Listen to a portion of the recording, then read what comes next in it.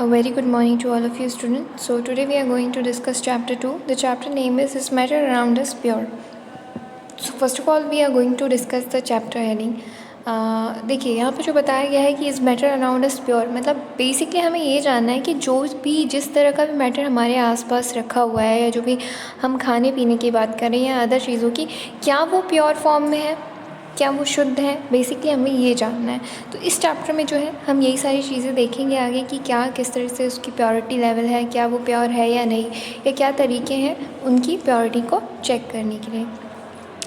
How do we जज whether milk, ghee, butter, salt, spices, minerals, water और juice that we buy from the market are pure. अब यहाँ पे कह रहा है कि क्या आप कैसे जज करोगे कि जो भी मटेरियल आप या जो भी हम प्रोडक्ट ख़रीद रहे हैं मार्केट से, जैसे कि अगर दूध की बात करें, घी की, बटर की, सॉल्ट की, स्पाइसेस की, तो क्या ये प्योर हैं या नहीं, कैसे हमें पता चले। So have you ever notice the word pure written on the pack of this consumables.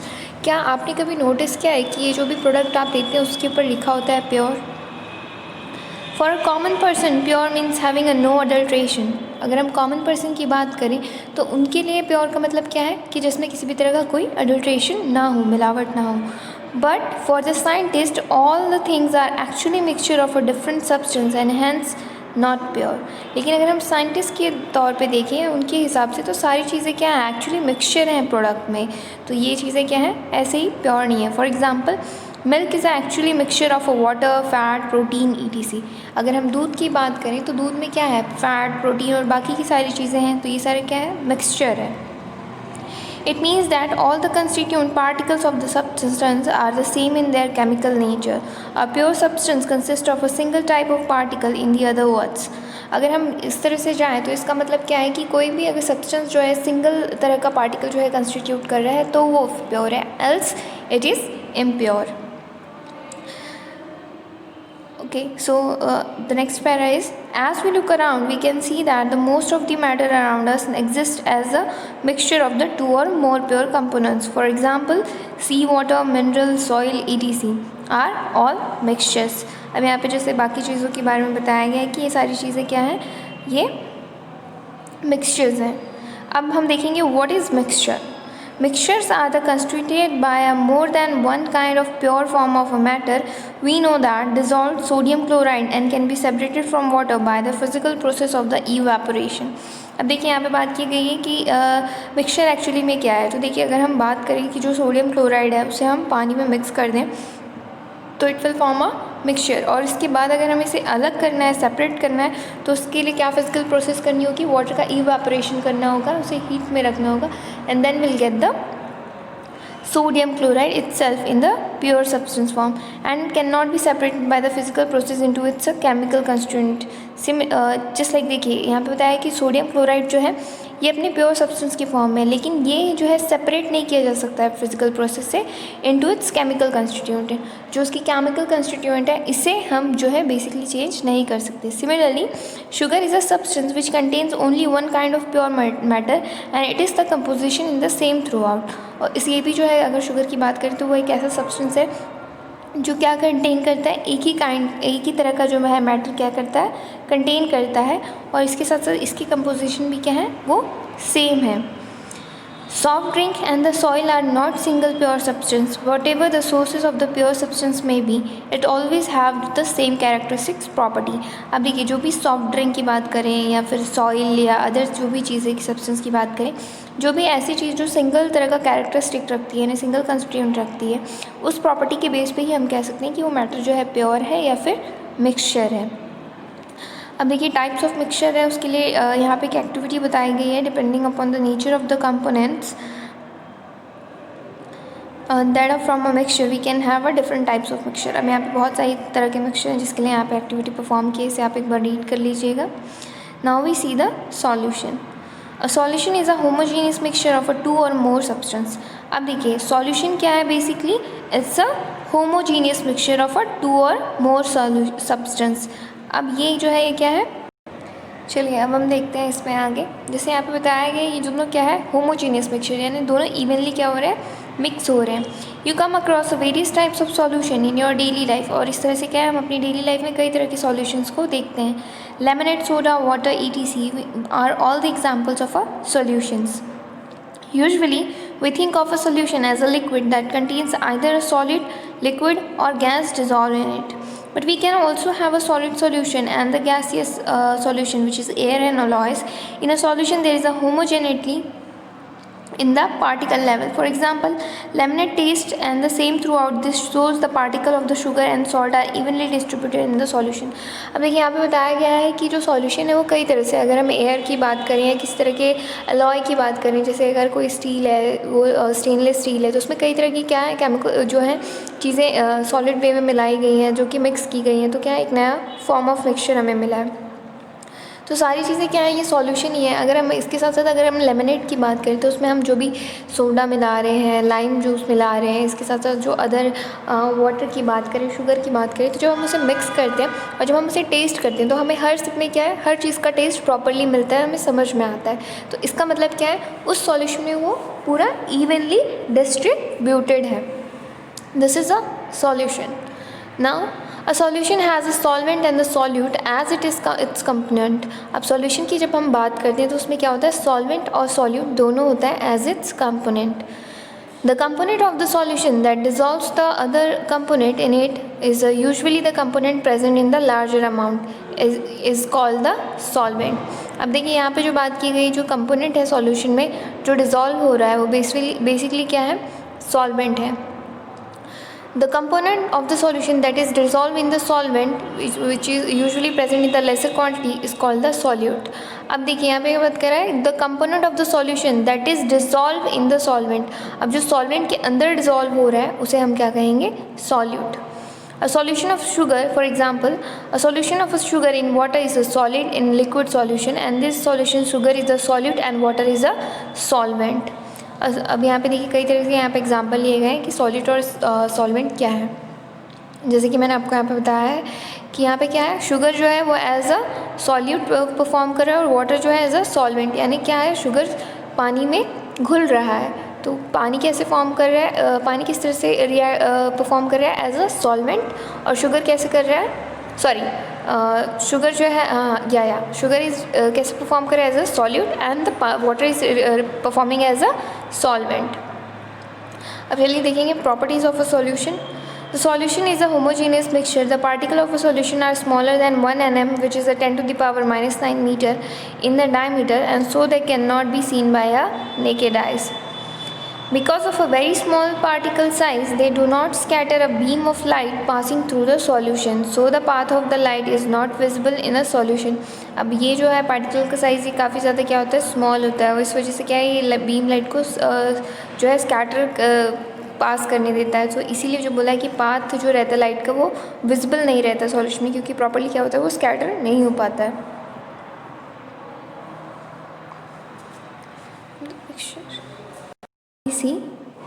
So now we see the concentration of a solution. अब जो भी solution होता है उसका concentration क्या होता है वो हम यहाँ आगे देखेंगे. In activity 2.2 we observe that the groups A and B obtain different shades of solution. So we understand that in a solution the relative proportion of the solute and solvent can be varied depending upon the amount of solute present in the solution. It can be a dilute or concentrated or a saturated solution. Dilute and the concentrated are comparative terms. In activity 2.2 the solution obtained by a group A is the dilute as compared to the obtained by group B. अब देखिए जो यहाँ पे concentration की बात की गई है, जैसे कि हमने यहाँ पे देखिए बात की थी कि जो शुगर है और जो वाटर है, तो शुगर कैसे एज अ सॉल्यूट परफॉर्म करता है वर्क, और वाटर कैसे एज अ सॉल्वेंट परफॉर्म करता है. इसी तरह से अगर जो शुगर का लेवल है, बेसिकली यही जो है ये पार्टिकल्स जो है क्या डिसाइड करते हैं कि जो हमने सॉल्यूशन बनाया है ये बहुत ज़्यादा कंसनट्रेटेड है, सैचुरेटेड है या फिर डाइल्यूट फॉर्म में. तो इसी तरह से ये हम क्या है, बेसिकली इसका कंसंट्रेशन चेक करते हैं कि वो कितना ज़्यादा है या कितना कम है. अब चलिए देखते हैं ये एक्टिविटी जो है यहाँ पे बताई गई है, आप इसे पढ़ लीजिएगा. Is the amount of salt and sugar or barium chloride that can be dissolve in water at a given temperature the same at any particle temperature. A solution if the amount of the solute contained in a solution is less than the saturation level, it is called a unsaturated solution. What would happen if you were to take a saturated solution at a certain temperature and cool it slowly? We can infer from the above activity that different substances in a given solvent have a different solubility at the same temperature. The concentration of a solution is the amount or mass or volume of a solute present in a given amount of a solution. There are varies. देखिए यहाँ पे यही बताया गया है कि जो भी सेचुरेशन हो रहा है, यानी अगर कोई भी प्रोडक्ट जो है, कोई भी सॉल्यूशन जो हमने बनाया है वो कितना कंसनट्रेटेड है, क्या डाइल्यूट है, क्या सॉल्यूशन, मतलब उसकी मात्रा कितनी ज़्यादा और कम है, उसके हिसाब से क्या है उसका जो सॉल्यूशन का प्रेजेंस है वो चेंज होता है। बेसिकली हम उसे अगर नॉर्मल हिंदी भाषा में समझने की कोशिश करें तो मान के चलिए जैसे ठंड है, कितनी ज़्यादा मात्रा में पड़ रही है, यानी तो हम कहते हैं बहुत ठंड है, कम ठंड है या उससे थोड़ी लाइट है। इसी तरह से जो है किसी भी सॉल्यूशन में जब हम कोई सॉल्यूट को मिलाते हैं तो सॉल्वेंट का जो है बेसिकली जो तासीर है वो कैसा है, बहुत ज़्यादा तो ठंडा नहीं हो गया है, बहुत ज़्यादा गर्म तो नहीं हो गया है, या हम कह सकते हैं बहुत एसिडिक तो नहीं है, नॉर्मल है, ये कैसा है, ये उसी चीज़ से हम डिसाइड करते हैं। अब चलिए देखते हैं हम क्वेश्चन आगे नेक्स्ट पैराग्राफ। अब mass by a percentage of solution, अगर हमें निकालना है बेसिकली तो हम कैसे निकालेंगे? मास ऑफ सॉल्यूट मतलब हमने कितना सॉल्यूट मिलाया है, कितने सॉल्वेंट में मिलाया है इनटू 100, तो हमें एग्जैक्टली क्या मिल जाएगा, उसका जो है सेचुरेशन मिल जाएगा कि क्या है। अगर मास हमें वॉल्यूम परसेंटेज में निकालना है तो volume mass of solute, volume of solution और उसके बाद इनटू 100। सेम विद द जो है वॉल्यूम का वॉल्यूम में निकालने के लिए हम करेंगे volume of solute, volume of solution and then into 100। तो ये जैसे देखिए यहाँ पे जो है न्यूमेरिकल भी सॉल्व किया गया है उसी को बताने के लिए। जैसे यहाँ पे लिया गया है, a solution contains 14 gram of common salt in 320 gram of water, calculate the concentration in terms of the mass by a mass percentage of the solution. Like mass जो है सॉल्यूट क्या लिया गया है सॉल्ट का, तो वो 40 ग्राम्स है। मास ऑफ सॉल्वेंट जो लिया गया है वाटर में वो क्या है 320 ग्राम्स है। We know mass of solution, तो मास ऑफ सॉल्यूट क्या है 40 ग्राम्स, मास ऑफ सॉल्वेंट क्या है 320, प्लस करेंगे तो निकलेगा 360 ग्राम। अब हमें मास परसेंटेज निकालना है सॉल्यूशन का, तो हम लिखेंगे 40/360, यानी टोटल अमाउंट जो है उसका मास ऑफ सॉल्यूशन इनटू 100, तो क्या निकला 11.1%। तो हमें पता चल गया मास बाय मास परसेंटेज क्या है उस सॉल्यूशन में। अब चलिए हम देखते हैं आगे, what is suspension. Non-homogeneous system like those obtained by a group C in activity 2.2 in which a solid are dispersed in liquids are called a suspension. A suspension is a heterogeneous mixture in which the solute particles do not dissolve but remain suspended throughout the bulk of the medium. Particles of a suspension are visible to the naked eyes. Properties of a suspension. अब देखिए यहाँ पे basically क्या बताया गया है, non homogeneous जो system है उसमें क्या है, जो कि आपको ग्रुप सी का जो एक एक्टिविटी है वहाँ पे बताया गया है कि जो सस्पेंशन होता है वो बेसिकली हेटेरोजीनियस मिक्सचर में होता है, क्योंकि जो सॉलिड पार्टिकल होते हैं ये डिज़ोल्व नहीं होते हैं बल्कि सस्पेंडेड ही रहते हैं उस मीडियम में। तो जो है बेसिकली इन पार्टिकल्स को हम क्या है नेकेड आइज से देख सकते हैं। The particles of the suspension can be seen by the naked eyes, मतलब हम जो है उसे नेकेड आइज से देख सकते हैं। सस्पेंशन जो है ये एक हेटेरोजीनियस मिक्सचर होता है। The particles of a suspension scatter a beam of light passing through it and make it a path visible. अगर हम ऐसे जो इस तरह का जो भी सॉल्यूशन अगर लेते हैं तो उसमें क्या है बेसिकली जो लाइट अगर हम पास करेंगे वो ईजिली पास हो जाती है वो बीम लाइट से, तो वो पाथ जो है वो क्या होता है विजिबल होता है। The solid particle settle down when the suspension is left undisturbed, and that is the suspension is unstable. That can be separated from the mixture by the process of filtration. When the particles settle down, the suspension breaks and it does not scatter light anymore. What is a colloidal solution? The mixture obtained by a group D in activity 2.2 is called a colloid or a colloidal solution. The particles of the colloid are uniformly spread and throughout the solution. Due to a relatively smaller size of a particle as compared to that of suspension, a mixture appears But actually a colloidal solution is a heterogeneous mixture. For example, milk. Because of the small size of the colloidal particle, we cannot see them with a naked eyes, but this particle can easily scatter a beam of a visible light as observed in activity 2.2. अब देखिए यहाँ पे जो है activity ली गई है, इसमें activity में क्या किया गया है, एक ग्लास में मिल्क लिया गया और एक ग्लास में नॉर्मल वाटर लिया गया है। तो मिल्क में जो है बहुत ही ज़्यादा स्मॉलर पार्टिकल होने की वजह से क्या है, वो लाइट बीम करके आगे नहीं जा पा रही है, वो वहीं पे रुक जा रही है। तो ये चीज़ यहाँ पे बताई गई है। इसके साथ जो है इसको हम कहते हैं टाइडल इफ़ेक्ट, और ये जो नाम है ये बेसिकली उन साइंटिस्ट के नाम के ऊपर रखा गया है। The Tyndall effect can also be observed when a fine beam light enters a room through a small hole and this happens due to the scattering of light by the particles of dust and smoke in the air. तो ये जो चीज़ें यहाँ पे बताई गई है कि किस तरह से वो उसमें पास हो रहा है, और जो है लाइट जो है वो उस पार्टिकल से कैसे उस डस्ट स्मोक से रिलीज़ हो रही है। फिर उसके बाद हम आगे देखेंगे, the Tyndall effect can be observe when the sunlight passes through the canopy of a dense forest and in the forest mist contains the tiny droplet of water which act as a particle of the colloid dispersed in the air. अब जैसे देखिए यहाँ पे जो बताया गया है ये टाइडल इफेक्ट ही है, जिस तरह का यहाँ पे शो किया गया है, जो फॉरेस्ट में जिस तरह से लाइट जो है पास हो रही है। Now we see the properties of a colloid. A colloid is a heterogeneous mixture. The size of the particle of a colloid is too small to be individually seen by a naked eyes. अब जो colloid होते हैं ये क्या होते हैं, एक heterogeneous mixture होते हैं, प्लस इसमें जो particles की size होते हैं ये क्या होता है, काफ़ी ज़्यादा छोटे नहीं होते हैं, ये नॉर्मली स्मॉल साइज़ के होते हैं और इसलिए जो है हम इसे नेकेड आइज से देख सकते हैं। इसके साथ साथ colloids are big enough to scatter a beam light passing through it and make it a path visible. इसके साथ साथ जो कोलॉइड्स हैं वो क्या होते हैं, ये इतने बिग इनफ होते हैं कि उसमें से जो लाइट बीम है वो आराम से स्कैटर कर पाती है और पाथ जो है उसका विजिबल होता है। They do not settle down when left undisturbed and that is the colloid is quite stable.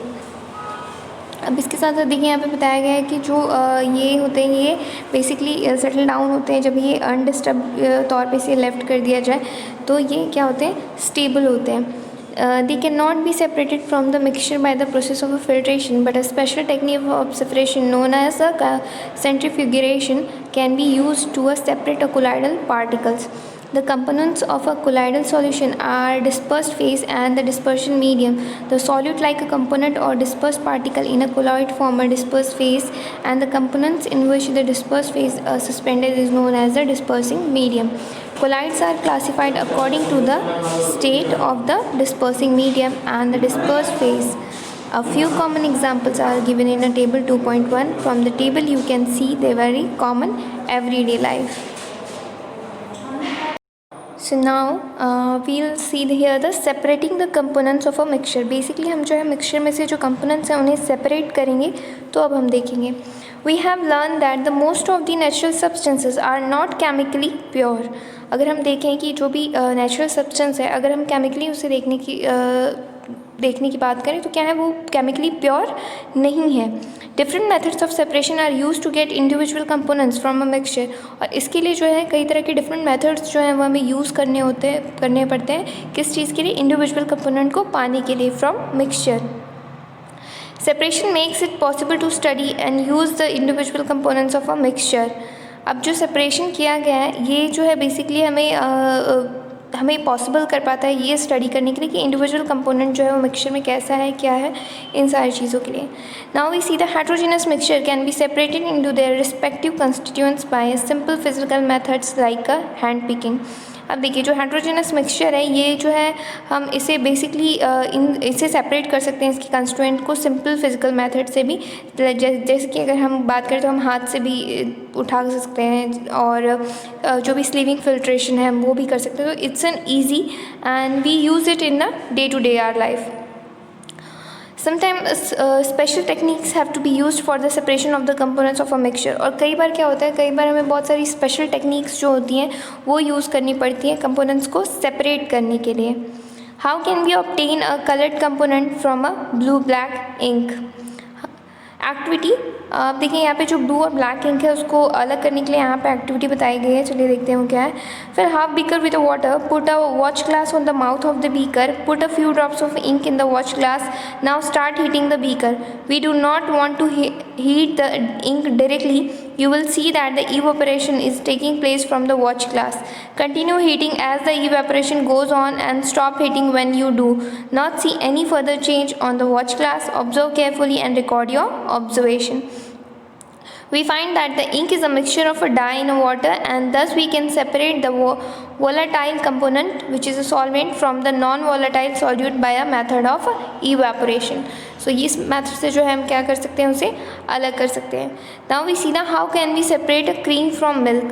अब जो मिल्क है उससे हम क्रीम जो है हम वो कैसे निकालते हैं, चलिए देखते हैं कैसे करते हैं. I think this is a day to day activity what we have done in your daily routine life. Nowadays we get a full cream toned and the double toned varieties of milk packed in the polypacks or the tetra packs in the market. These varieties of milk contain a different amounts of fat. अब आपने देखा होगा daily to daily life में जब भी आप कभी दूध खरीदने जाते हो तो इसमें क्या होता है, आपको डिफरेंट टाइप के दूध मिलते हैं, जैसे कि टोन्ड है, डबल टोन्ड है, या फिर फुल पूरी मिल्क वाले ही दूध है, उसमें भी आपको पॉलीपैक्स मिलेंगे, टेट्रा पैक मिलेगा. इस तरह की बहुत सारी वैरायटी जो आपको है मार्केट में देखने को मिलती है. तो आपने कभी सोचा है कि ये क्यों ऐसी है? तो बेसिकली ये इसलिए है कि ये डिफरेंट अमाउंट जो फैट है वो कंटेन करती है. अब चलिए यहाँ पे जो एक्टिविटी है वो आप उसे देखिएगा. Take some full cream milk in a test tube. Centrifuge it is by using a centrifuge machine for the 2 minutes. If a centrifugal machine is not available in the school, you can do the activity at home by using the milk churner and used in the kitchen. If you have milk dairy nearby, visit us and ask how they separate cream from a milk and how they make a cheese from a milk. अब यहाँ पे बताया गया है कि यहाँ पे जो एक्टिविटी बताई गई है इसमें कहा गया है कि एक्टिविटी आप परफॉर्म करिए, और अगर ये चीज़ आपके पास नहीं भी है एक्टिविटी स्कूल में परफॉर्म करने के लिए तो इसके साथ साथ आपने अपनी जो नियर बाय डेयरी है या बाकी चीज़ें वहाँ पे आपने देखा होगा कि किस तरह से वो मिल्क में से क्रीम को सेपरेट करते हैं, किस तरह से चीज़ बना रहे हैं, पनीर बना रहे हैं. तो ये चीज़ें वो कैसे कर रहे हैं ये आपको वो देखने की बात कर रहे हैं. अब चलिए देखते हैं आगे. Sometimes the solid particle in a liquid are very small and pass through the filter paper. For such particle, the filtration technique cannot be used for separation. अब देखिए समटाइम्स जो है सॉलिड पार्टिकल होते हैं जो लिक्विड में होते हैं तो ये काफ़ी ईजी होते हैं कि उसे फिल्टर पेपर से आप सेपरेट कर लें और बाकी सारी चीज़ों से. तो यहाँ पे बेसिकली बहुत ज़्यादा टेक्निक की ज़रूरत नहीं पड़ती है फिल्ट्रेशन करके सेपरेट करने के लिए. Such mixtures are separated by centrifugation and the principle is that the denser particle are forced to the bottom and the lighter particle stay at the top when spun rapidly. अब देखिए यहाँ पे जो बात की गई जो प्रिंसिपल है उसमें बताया गया जो डेंस पार्टिकल है वो क्या है फोर्स तो वो बॉटम में चला जाता है, और जो लाइटर वेट पार्टिकल होता है वो क्या होता है इन जो टॉप में है वहाँ पे वो स्पून करते रहता है रैपिडली. तो अब देखिए इसके एप्लीकेशंस क्या बताए गए. Used in the diagnostic laboratories for the blood and the urine test, use in the dairies and the home to separate a butter from a cream. अब देखिए यहाँ पे बताया गया कि कई सारे ऐसी डायग्नोस्टिक लाइब्रेरी है जहाँ पे आपका यूरिन और ब्लड टेस्ट किया जाता है, वहाँ पे ये जो प्रोसेस है वो भी देखी जाती है. इसके साथ जो डेयरी होता है जहाँ पे जो बटर और क्रीम है उसको सेपरेट किया जाता है वहाँ देखा गया है. इसके साथ साथ जो वॉशिंग मशीन है उसमें भी ये जो स्क्वीजिंग होता है वाटर का फ्रॉम अ वेट क्लॉथ, इसमें भी ये जो है एक्टिविटी आपको देखने को मिलती है. Now we see the how can we separate a mixture of a two immiscible liquid. Let us try to separate a kerosene oil from a water using a separating funnel. Pour a mixture to the kerosene oil and water in separating funnel. Let it stand and undisturbed for some time so that the separate layers of oil and water are formed. Open the stop cock of the separating funnel and pour out the lower layer of the water carefully. Close the stop cock of the separating funnel as the oil reaches the top cock.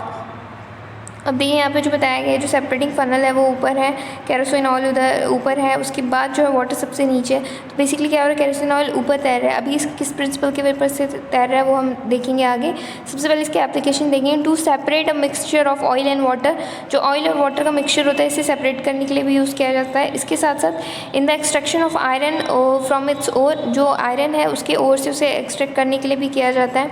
The lighter slag is remove from the top of the by method of leave the molten iron at the bottom in the furnace. तो basically जो है जो molten iron है वो क्या हो रहा है उसे निकाल दिया जाता है, और जो भी बेसिकली जो बॉटम में बचता है वो क्या होता है, फर्नेस होता है। तो बेसिकली इसमें भी इस प्रोसेस का यूज़ किया जाता है। इसके साथ साथ जो प्रिंसिपल है, it's a इमिस्केबल liquid separate out the layers of depending on their densities. अब बेसिकली देखो इस एक्टिविटी में होता क्या है, जो भी हैवी वेटेड एनिमल चीज़ है वो सब्सटेंस क्या होगा, सबसे नीचे चला जाएगा, और जो लाइटर है उससे भी लाइटर है वो धीरे धीरे क्या होते हैं, एक दूसरे के ऊपर आते हैं। तो ये एक लेयर बेसिकली फॉर्म करते हैं। तो इस तरह से जो चीज़ें हमें कई सारी चीज़ें जो है मिक्सचर है उसे सेपरेट करने में हेल्प होती है। जैसे कि जो सबसे बेस्ट एग्जांपल अगर हम दें तो ऑयल एंड वाटर का है, and then extraction of iron from its ore. Now we see the next one, how can we separate a mixture of salt and the camphor. अब अगर सॉल्ट और camphor को हमने एक साथ रखें तो उसके मिक्सचर को हम बेसिकली कैसे अलग करते हैं, चलिए देखते हैं। We have learn in chapter 1 that the camphor changes directly from solid to gaseous state on heating so. अब देखिए आपने देखा है जो कि कैम्फोर होता है यानी क्या, कपूर, अगर हम उसे बेसिकली क्या करें, हीट करें। So, to separate such mixture that contain a sublimable volatile component from a non-subliminal impurity, the sublimation process is used. Some examples of the solid which sublimate the ammonium chloride and the naphthalene and the erythrine. अब देखिए यहाँ पे जो बताया गया है, सो see basically यहाँ पे सब्लिमेशन प्रोसेस में होता है क्या है, जो भी दो प्रोडक्ट जो भी हमने दो रिएक्टेंट लिए हैं, ठीक है, उसके बीच में बेसिकली सब्लिमेशन प्रोसेस में होता ये है कि जो भी सॉलिड रिएक्टेंट हमने लिया है वो डायरेक्टली क्या हो रहा है, गैसियस फॉर्म में जा रहा है without getting a liquid. So वो चीज़ जो कहलाएगी this is we called a sublimation process, और इस चीज़ के लिए वही वो यूज़ हो रही है। Now is the dye in the black ink a single color? Now see what we have here in the activity. Take a thin strip of the filter paper, draw a line on it using a pencil approximately 3 cm above the lower edge, and put a small drop of ink that is from a sketch pen or the fountain at the center of the line. Let it dry. Lower the filter paper into a jar, glass and beaker test tube containing water so that the drop of ink on the paper is just above the water level as shown in figure 2.8b, and leave it undisturbed. Watch carefully as the water rises up on the filter paper. Record your observation. अब देखिए यहाँ पे जो है की गई है, यहाँ पे क्या लिया है, एक थिन स्ट्रिप लिया गया है फिल्टर पेपर का, उस पर एक लाइन बनाई गई है पेंसिल से, और ये अप्रॉक्सीमेटली 3 सेंटीमीटर की होगी है उससे अबो। उसमें जो है थोड़ा सा जो है ड्रॉप निकाला गया है इस इंक का जो कि वाटर सॉल्यूबल है, और बेसिकली इससे जो है इन्होंने एक्टिविटी परफॉर्म की है। तो चलिए देखते हैं इस एक्टिविटी का ऑब्जर्वेशन जो है वो क्या निकला है। The ink that we use has a water as the solvent and the dye is a soluble in it. अब देखिए जो हमारा वाटर है वो एज a solvent काम कर रहा है, और जो dye है एज a solute काम कर रहा है, तो वो उसमें क्या हो गया, soluble हो गया है। As the water rises on the filter paper, it takes along the mixture of 2 or more colors. और जैसे जैसे वाटर लेवल ऊपर बढ़ रहा है तो जो हमने जो हमारा जो फिल्टर पेपर है उस पर भी जो है वो डाई का क्या है बेसिकली वो उसके साथ ही ऊपर उसके जो डाई के पार्टिकल्स हैं वो भी आगे बढ़ रहे हैं। तो ये जो मिक्सचर है 2 और मोर कलर्स में आपको उसमें देखने को मिलेगा जो कि सॉल्युबल है वाटर में, और ये जो है काफ़ी ज़्यादा स्पीडली राइज हो रहा है, एंड इसका जो कलर है वो इन दिस वे जो कलर्स गेटिंग सेपरेटेड, और इस वजह से क्या है कलर भी सेपरेट हो रहा है। This process of separation of the components of the mixture is known as the chromatography. और इस तरह का जो सेपरेशन किया जाता है कंपोनेंट्स का मिक्सचर से, इस तरह की चीज़ों को हम इस तरह की सेपरेशन को हम कहते हैं chromatography. Chroma is a Greek means a color, and this technique was first used by separation of colors, so the name was given a chromatography. तो क्रोमा जो है ये क्या है, एक ग्रीक वर्ड है जिसका मतलब होता है कि कलर, और इसकी जो टेक्निक फर्स्ट टाइम यूज़ की गई थी सेपरेशन करने के लिए, तो इस वजह से इसे क्रोमेटोग्राफी के नाम से जाना जाता है।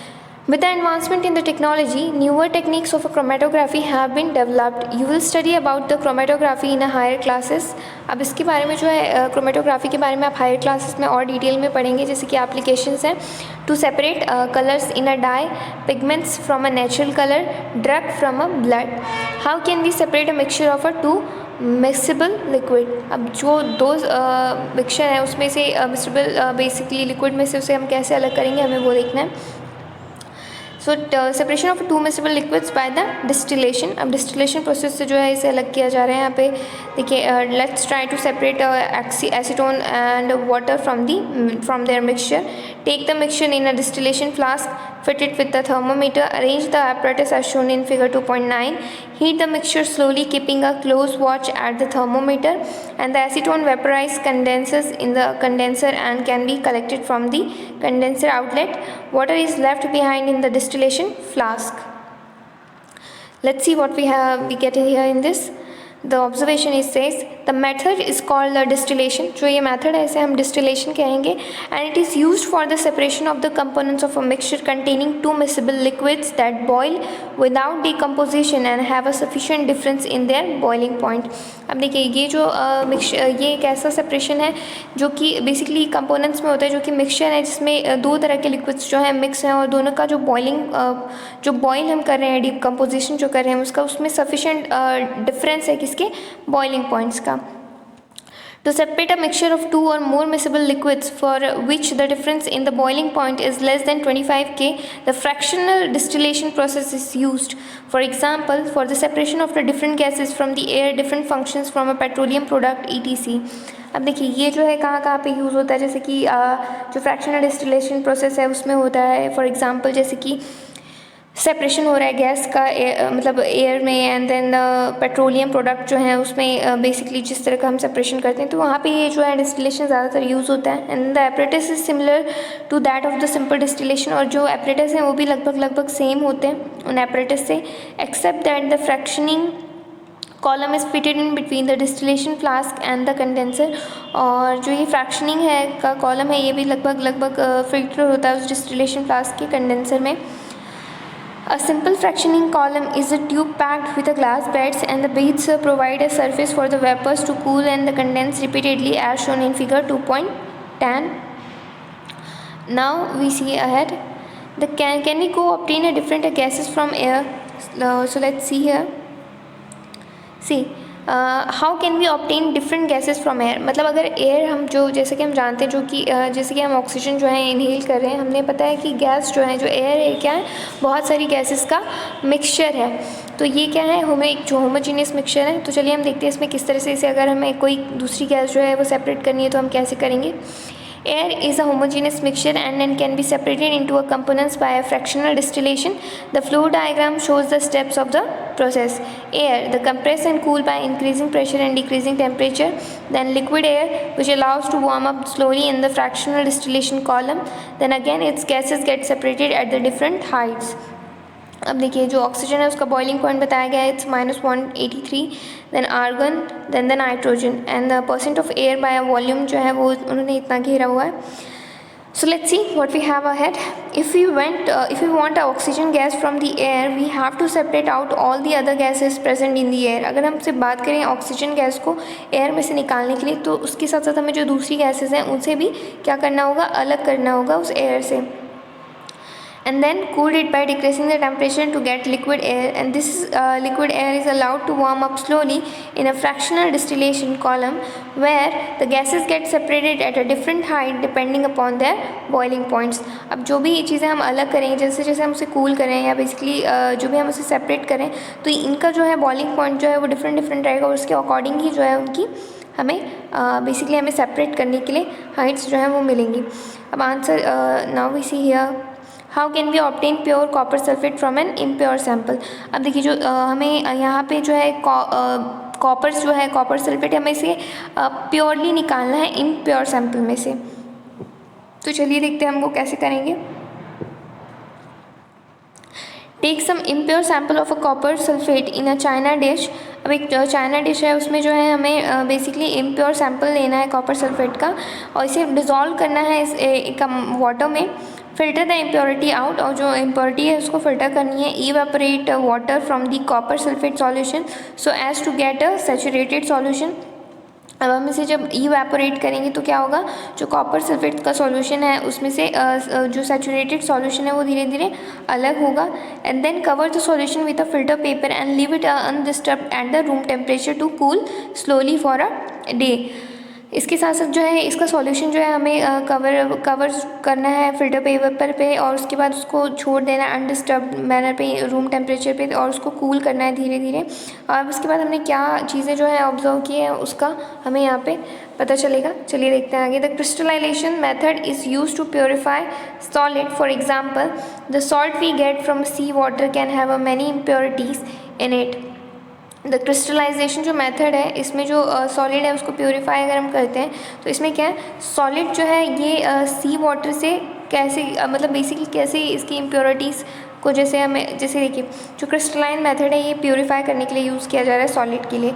अगर हम फॉर एग्जांपल लेते हैं कि जैसे सॉल्ट हमें मिल रहा है सी वाटर से तो इसमें तो बहुत सारी इम्प्योरिटी होती है वाटर में, तो कई सारी इम्प्योरिटी को हटा के हमें क्या हो रहा है एक शुद्ध तरह से हमें नमक मिल रहा है। तो ये सारी चीज़ों का हमें बेसिकली जो प्रोसेस कहलाता है इसे हम क्रिस्टलाइजेशन प्रोसेस कहते हैं। Crystallization is a process that separates a pure solid in the form of its crystal from the solution. Crystallization technique.